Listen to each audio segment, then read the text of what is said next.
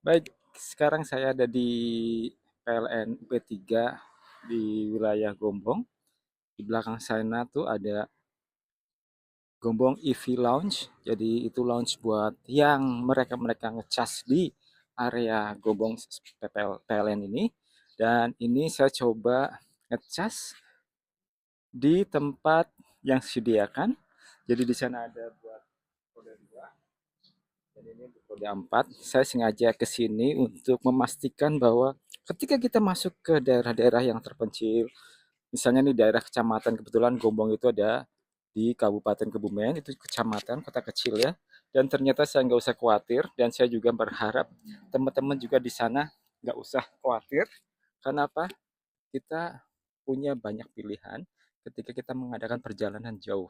Sekarang 2026, artinya ketika ada kegelisahan bahwa kalau misalnya pakai kendaraan listrik terus kita ke daerah luar kota, kota-kota besar, semisal di luar Jakarta, di luar Bandung, jadi kita menuju ke tempat-tempat yang sepi, di kecamatan, yang nggak jauh, itu sekarang sudah terbayarkan kekhawatirannya karena sudah nggak perlu lagi yang namanya khawatir, tempat ngecas itu banyak.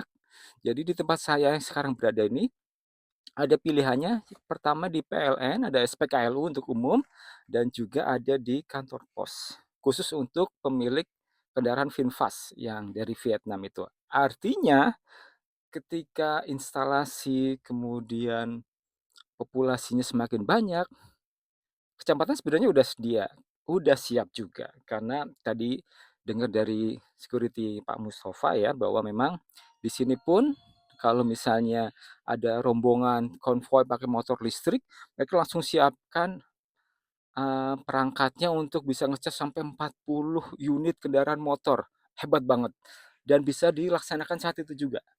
Dan mereka sedang konvoi dari Jogja menuju Pangandaran dan mampir ke daerah Gombong karena ada di sekitar tengah-tengah ya. Mungkin di daerah titik di mana kira-kira baterai mereka bakalan eh, di bawah 50%. Jadi mereka mampir ke sini. Artinya juga mereka bisa dapat harga murah dan nggak terlalu khawatir juga dengan masalah range anxiety ya. Jadi ketakutan kalau misalnya kita ke luar-luar itu gimana. Ini adalah contoh bahwa saya kemarin melakukan perjalanan yang jauh dari Bandung menuju ke Gombong. Saya biasanya punya dua pilihan, menggunakan tol atau non-tol. Nah, ketika ada dua pilihan, yang pertama tol itu dari Bandung itu akan kita lalui tol Cisumdawu, kemudian bergabung dengan Cipali, kemudian keluar di exit tol Pejagan, dan biayanya adalah 130 sampai 150. Jadi saya harus siap imani 200.000. Pilihan kedua, saya menggunakan jalur provinsi, jalur selatan, lewat Nagrek, Limbangan, Banjar, Ciamis, Jenang, dan tahu nggak, ketika dikomparasi jaraknya dengan tol, karena semakin jauh itu sekitar 330-an lebih kilometer, untuk etowan dinamik saya yang range-nya itu hanya 300, jelas bakalan harus ngecas sekali minimal, entah dimanapun itu.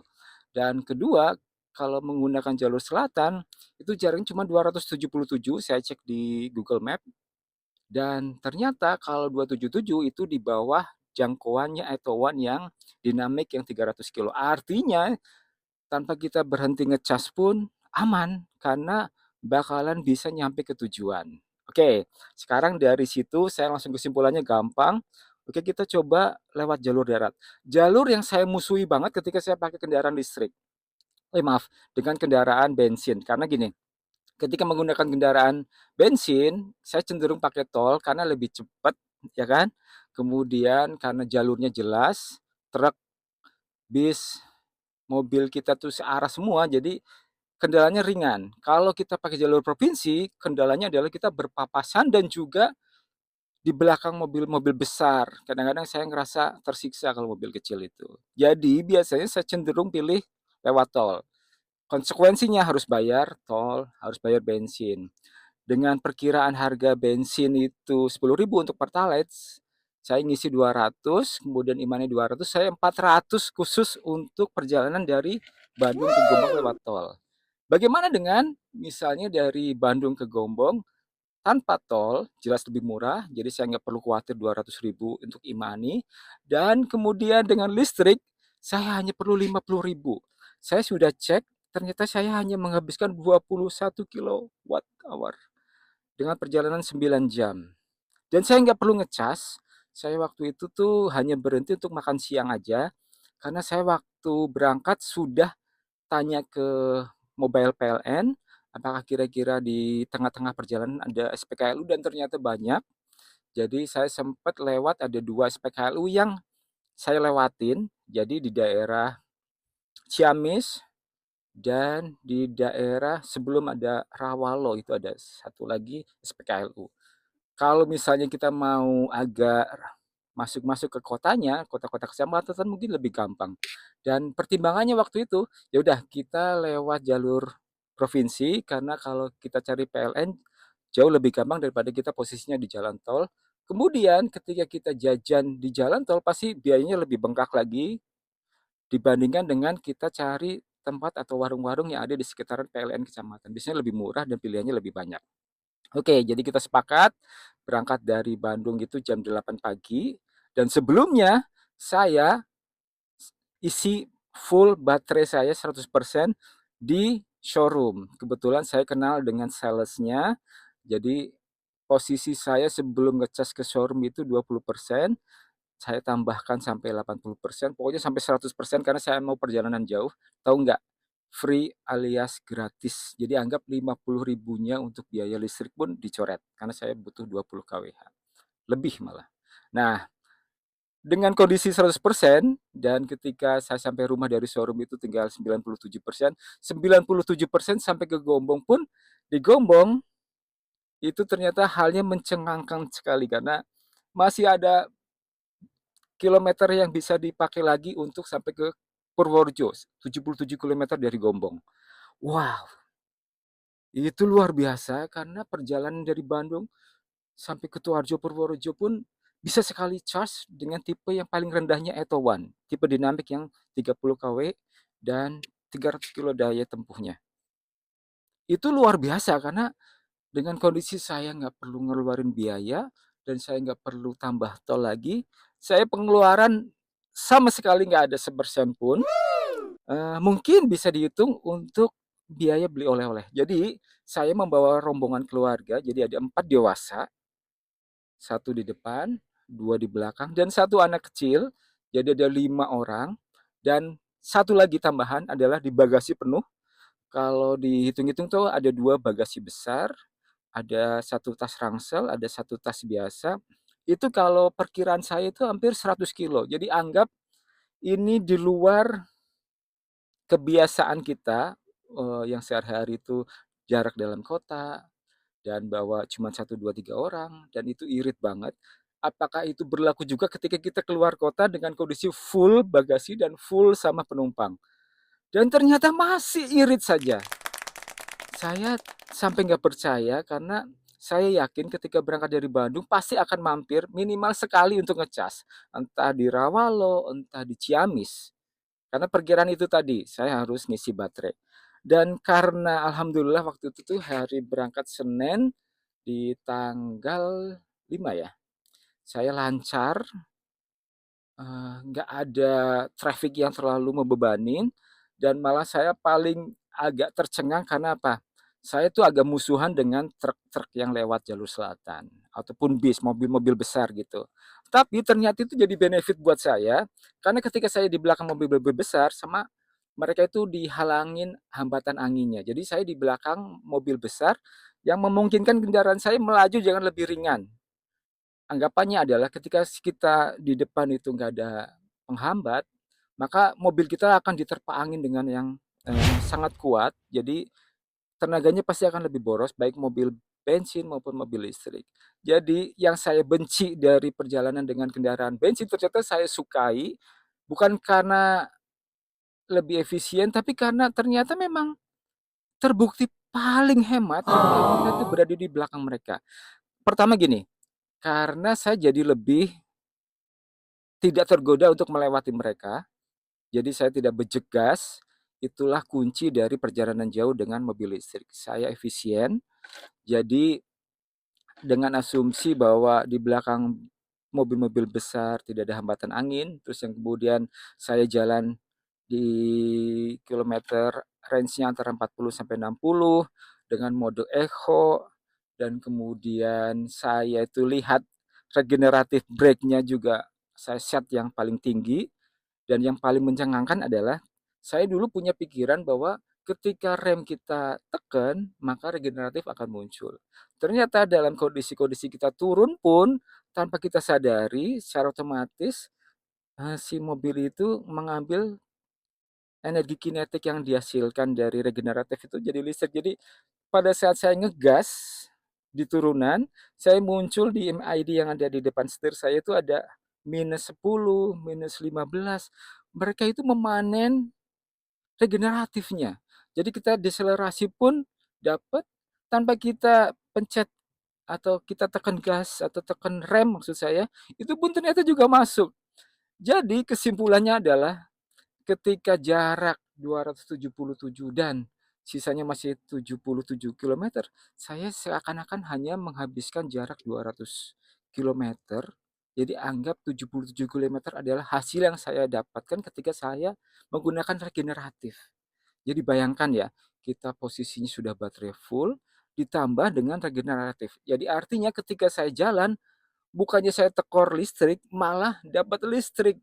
Itu yang saya sudah siapkan dari awal-awal tentang kendaraan listrik. Dan ternyata itu efektif ketika di luar kota. Karena di dalam kota saya biasanya hanya remnya sama sebentar-sebentar ketika stop and go, ketika turunan itu pun nggak lebih dari 1 menit, bahkan di bawah 1 menit. Ini karena kontur daratan di daerah Garut, Tasik, daerah Jawa Barat itu turun, lebih sering turun, itu artinya saya punya banyak panenan tempat-tempat atau spot-spot yang bisa memungkinkan saya mendapatkan listrik kembali ketika saya menghabiskan listrik yang seharusnya. Itu senang banget. Yang saya benci saya di belakang ternyata berkahnya saya dapat regeneratif karena saya nggak terlalu memaksakan diri untuk boros-boros listrik. Dan saya paling senang yang kedua adalah saya punya kebiasaan ketika saya perjalanan jauh, misalnya ke Jawa, saya biasanya ketika mau berangkat, saya nitipin kendaraan ke tetangga. Karena ada motor, terus kemudian ada lampu yang harus dinyalakan ketika malam hari. Khusus tahun ini, saya ngerasa sangat dibantu, karena yang pertama adalah saya nggak perlu nitip ke tetangga, karena sepeda saya yang listrik itu tinggal dimatiin MCB-nya, otomatis udah nggak bisa dipakai jalan. Artinya aman, ketika pagar dikunci juga saya nggak terlalu khawatir.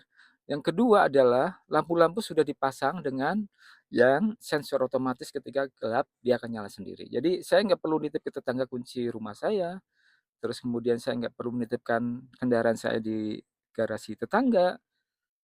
Jadi udah sangat terbantu dengan teknologi listrik yang sekarang. Saya nggak khawatir tentang rumah, CCTV itu juga udah ada, jadi saya udah tenang banget. Dan ternyata kendaraan listrik itu di kampung diterima dengan senang hati karena apa? Jadi obrolan tetangga. Dan saya sedang mendapatkan obrolan yang jauh lebih menarik lagi bahwa ternyata ada tetangga yang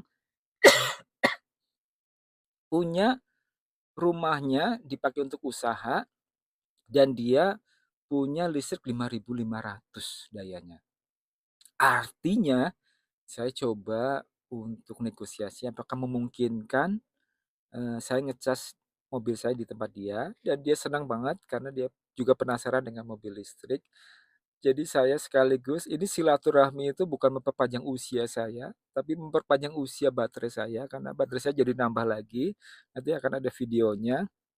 Jadi banyak sekali benefit yang saya terima perjalanan dari Bandung ke Gombong dan itu ternyata luar biasa karena untuk sekali ini saya mempersilahkan anak saya yang cowok kebetulan dia sudah belajar 3 kali pakai kendaraan listrik dan sebelumnya pakai mobil bensin itu agak kesulitan karena manual.